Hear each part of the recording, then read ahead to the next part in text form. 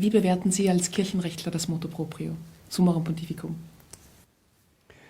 Ich sehe darin eine Großtat des regierenden Papstes. Wie die Verhältnisse liegen, hat er unter den gegebenen Umständen das Beste und meiste herausgeholt, was möglich war.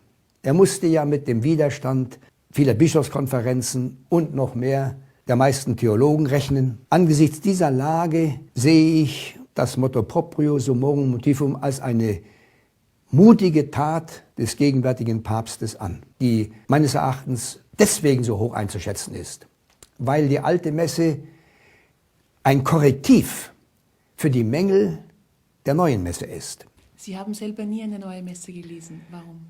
Ich habe nie eine neue Messe gelesen, weil ich mich von Anfang an genau mit dem Unterschied der alten und der neuen Messe vertraut gemacht habe.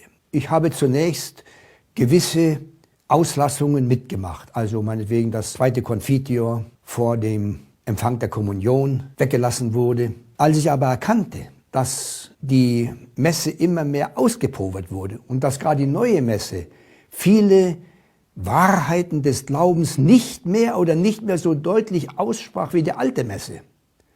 Als ich weiter erkannte, dass sie die Frömmigkeit des Priesters und des Volkes weniger zu fördern geeignet ist als die alte Messe, bin ich bei der alten Messe geblieben und habe niemals die neue Messe gefeiert.